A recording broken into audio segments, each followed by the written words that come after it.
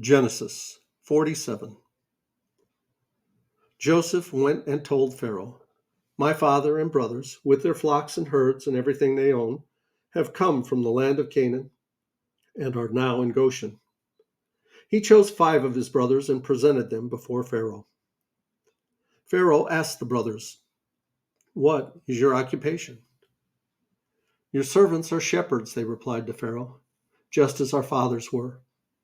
They also said to him, "We have come to live here for a while because the famine is severe in Canaan, and your servants' flocks have no pasture. So now, please let your servants settle in Goshen." Pharaoh said to Joseph, "Your father and your brothers have come to you, and the land of Egypt is before you. Settle your father and your brothers in the best part of the land. Let them live in Goshen. And if you know of any among them with special ability, put them in charge of my own livestock." Then Joseph brought his father Jacob in and presented him before Pharaoh. After Jacob blessed Pharaoh, Pharaoh asked him, "How old are you?" And Jacob said to Pharaoh, "The years of my pilgrimage are 130. My years have been few and difficult, and they do not equal the years of the pilgrimage of my fathers." Then Jacob blessed Pharaoh and went out from his presence. So Joseph settled his father and his brothers in Egypt and gave them property in the best part of the land, the district of Ramesses, as Pharaoh directed. Joseph also provided his father and his brothers and all his father's household with food according to the number of their children. There was no food, however, in the whole region because the famine was severe. Both Egypt and Canaan wasted away because of the famine. Joseph collected all the money that was to be found in Egypt and Canaan in payment for the grain they were buying, and he brought it to Pharaoh's palace. When the money of the people of Egypt and Canaan was gone, all Egypt came to Joseph and said, "Give us food. Why should we die before your eyes? Our money is all gone." "Then bring your livestock," said Joseph. "I will sell you food in exchange for your livestock, since your money is gone."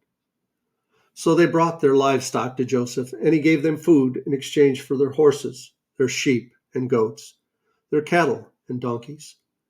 And he brought them through that year with food in exchange for all their livestock. When the year was over, they came to him the following year and said, "We cannot hide from our Lord the fact that since our money is gone and our livestock belongs to you, there is nothing left for our Lord except our bodies and our land. Why should we perish before your eyes? We and our land as well.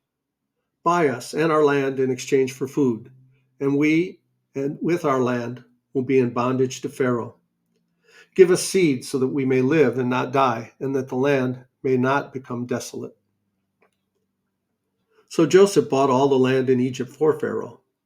The Egyptians, one and all, sold their fields because the famine was too severe for them. The land became Pharaoh's, and Joseph reduced the people to servitude from one end of Egypt to the other. However, he did not buy the land of the priests because they received a regular allotment from Pharaoh and had food enough from the allotment Pharaoh gave them. That is why they did not sell their land. Joseph said to the people, "Now that I have bought you and your land today for Pharaoh, here is seed for you so you can plant the ground. But when the crop comes in, give a fifth of it to Pharaoh. The other 4/5 you may keep as seed for the fields and as food for yourselves and your household and your children." "You have saved our lives," they said. "May we find favor in the eyes of our Lord. We will be in bondage to Pharaoh." So Joseph established it as a law concerning land in Egypt, still in force today, that a fifth of the produce belongs to Pharaoh. It was only the land of the priests that did not become Pharaoh's. Now the Israelites settled in Egypt in the region of Goshen. They acquired property there and were fruitful and increased greatly in number. Jacob lived in Egypt 17 years, and the years of his life were 147. When the time drew near for Israel to die, he called for his son Joseph and said to him, "If I have found favor in your eyes, put your hand under my thigh and promise that you will show me kindness and faithfulness. Do not bury me in Egypt, but when I rest with my fathers, carry me out of Egypt and bury me where they are buried." "I will do as you say," he said. "Swear to me," he said. Then Joseph swore to him, and Israel worshipped as he leaned on the top of his staff.